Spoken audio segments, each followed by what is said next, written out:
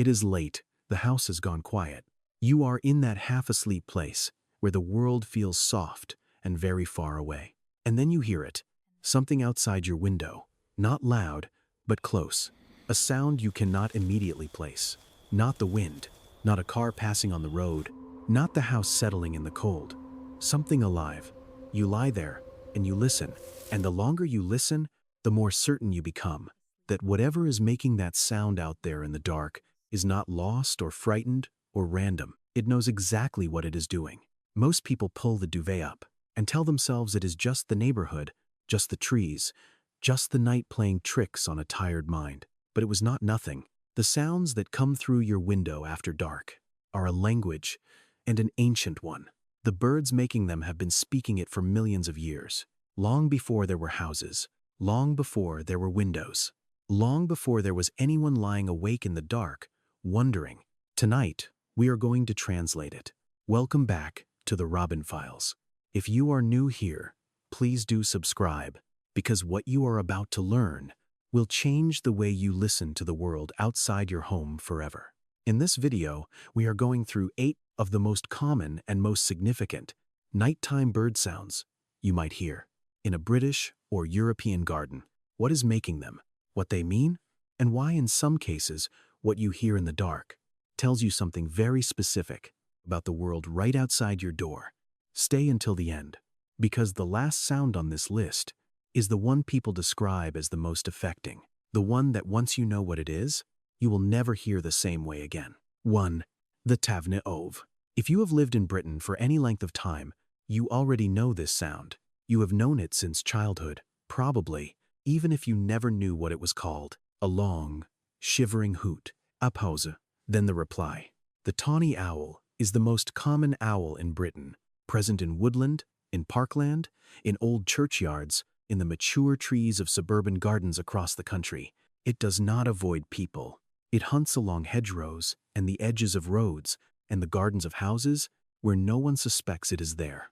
What most people do not know is that the classic sound, the sound you recognize, the tuwit, tuwoo, is not one bird. It is two. The female calls first, a sharp, piercing kiwik. The male answers with the long wavering hoo-hoo-hoo, a duet, a conversation across the dark between a mated pair who know exactly where each other are. If you have lain in bed on a still October night and heard that exchange drifting across the garden, you were listening to two birds that have been together for years, calling back and forth across the cold air, as they do every autumn, as they will do every autumn that comes after this one. There are very few sounds in the British night that feel more rooted in the land than that. Tfa, the European robin. This one surprises people, because most of us think of the robin as a daytime bird, the cheerful one on the spade handle, the one on the Christmas card, the one that follows you around the border when you are planting bulbs. But your robin sings at night, and, not occasionally, not by accident, robins are one of the only British garden birds that sing regularly after dark, and they do it deliberately.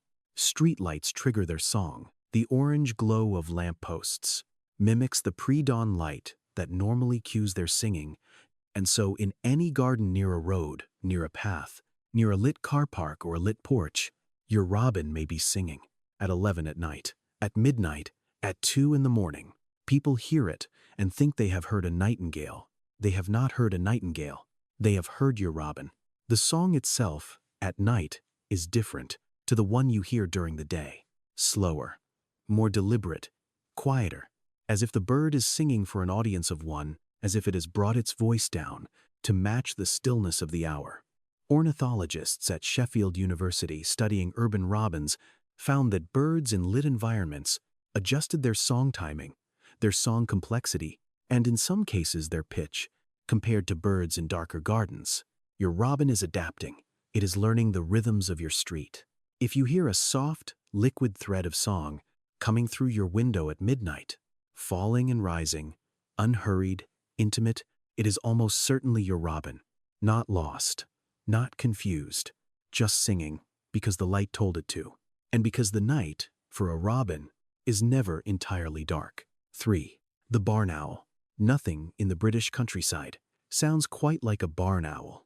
It does not hoot, It does not call in any way that sounds like a bird at all. It shrieks, a long, terrible, wavering scream that carries across open fields and over hedgerows and through the glass of closed windows with an intimacy that seems impossible for a wild creature.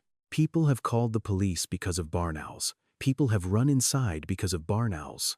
People have been genuinely convinced, standing in their garden at night, that the sound coming from the direction of the old barn was a person in serious distress. It was not a person. It was a bird weighing less than a bag of sugar, flying in near total silence on those extraordinary white wings, screaming through the dark. The barn owl screams to communicate, between mates, between parents and young, and in defense of territory.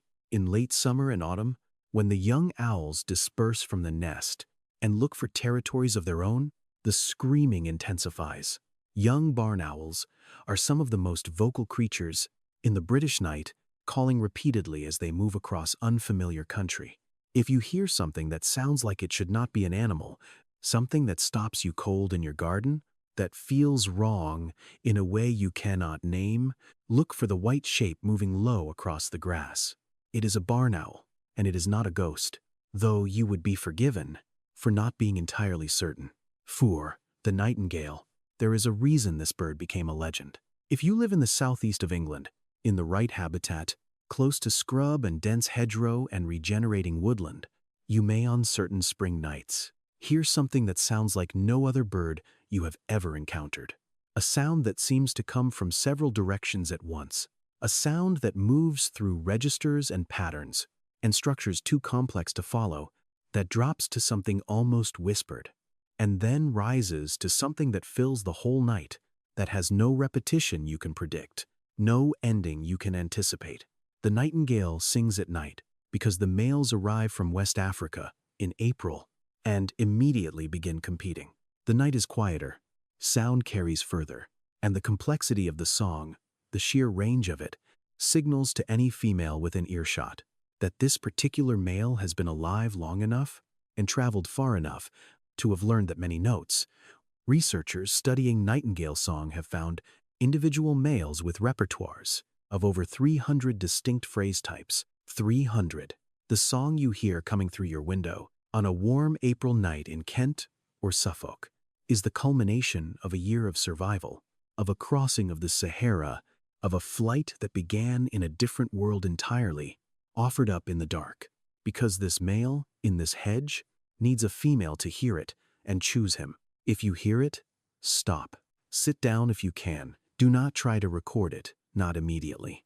Just listen. It will not come back to the same hedge every spring. Some of these birds never return. This might be the only night you have. 5. The little owl. The little owl is not native to Britain. It was introduced in the 19th century, deliberately, by landowners who admired it, and it stayed. It spread. It made itself at home, in orchards and farmland and rough grassland, and the old stone walls of the kind of countryside that feels like it has not changed in 300 years. It is tiny, barely the size of a man's fist, and it produces a call entirely disproportionate to its size. A sharp, rising whistle, plaintive, piercing, with a quality that people consistently describe as sounding like something asking a question it already knows the answer to. The little owl calls throughout the night, sometimes from the same post or tree or telegraph wire for hours, scanning the ground below for earthworms, beetles, small voles. It is remarkably comfortable in the presence of buildings, of old barns, of farm outbuildings, with broken windows and gaps in the roofline. If you live near farmland or an old orchard, the little owl may have been watching your property for years. From a distance you would find uncomfortably close. There is something about its call in the dark that feels ancient and unresolved, a sound that rises and then cuts off as if whatever was going to be said was thought better of. Listen for it in autumn and winter, on still nights with a little moonlight, when the grass is white and the world has gone very quiet. Cease. The woodcock. This one you will not hear, unless you are near the right kind of woodland.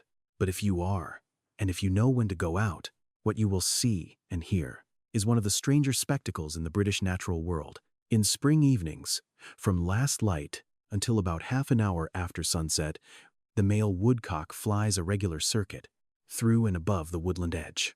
A slow, deliberate, methodical flight on rounded wings, following the same invisible path night after night. And as it flies, it calls. A low, croaking grunt, repeated 3 or 4 times, then a thin, high-pitched sneeze of a note that carries further than the croaking does. This display is called roding. The woodcock is advertising himself to females, who are sitting somewhere below in the leaf litter, largely invisible, listening. What you are witnessing, if you see it, a large brown shape moving through the dusk against a pale sky, calling, as it goes with that strange 2-part call, is a ritual that has been happening in British woodland for longer than the woodland has looked as it does now. The woodcock does not know you are watching. It will fly the same circuit again tomorrow evening, and the one after, until it has a mate, or until the season ends. There is something about watching an animal perform a ritual so old and so specific and so entirely its own that can leave you feeling, just for a moment, like a guest in someone else's world. 7. The migrating warblers. This one is the most easy to miss. On certain nights in spring and autumn, when the wind is right and the sky is clear, you may hear something above your garden that you cannot quite place, not from the trees, not from the hedges, from the air itself. A series of thin, brief contact calls, barely half a second each, drifting across the dark from one direction and fading in another. Multiple voices, sometimes high and faint, as if the sky is briefly full of something passing through. These are the flight calls of migrating birds. Warblers, thrushes, chats, flycatchers. Hundreds of species travel across Britain at night in spring and autumn, navigating by stars, by magnetic fields, by routes remembered in ways we do not yet fully understand. And as they fly, they call. Brief, quiet, often inaudible, unless the night is very still, and you are standing outside and listening. What you are hearing, if you hear it, is a bird that may have left West Africa days ago and will reach its breeding grounds in Scandinavia or Scotland days from now. It is passing over your house in the dark. It does not know you are there. It will never land in your garden. But for one moment, its call came through the night air, and you heard it. And then it was gone, somewhere, over the horizon, still flying. 8. The robin before dawn. I have saved this one for last, not because it is the strangest, not because it is the rarest, but because it is the one people describe to me most often as the sound that reached them in a way they were not prepared for. In the minutes before full sunrise, in that particular quality of dark that is not quite dark, when the garden has not yet committed to morning, your robin begins. Not the full song, not the territorial announcement that comes with first light. Something quieter than that. Something that comes before the world has fully decided to wake up. A phrase, a pause, another phrase. The notes fall and rise with a slowness that daytime song does not have. There is space between them. There is something that could almost be called patience in the pauses. People who grew up in houses with gardens where a robin nested nearby sometimes describe this sound as the sound of early mornings of summer before anyone else was awake, of a particular quality of light and silence that they have been trying to find their way back to ever since. People who hear it now, after loss, after change, after the departure of someone who used to be in the house with them, sometimes describe it differently. They say it sounds like the morning, acknowledging what is no longer there.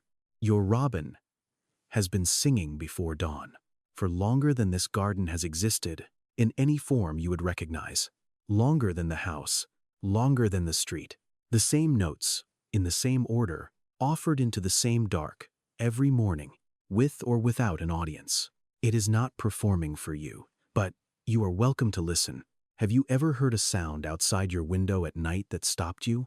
Something that made you lie there in the dark, completely still, listening until it passed? Tell me what it was. If you know, tell me what made it. If you do not know, describe it in the comments.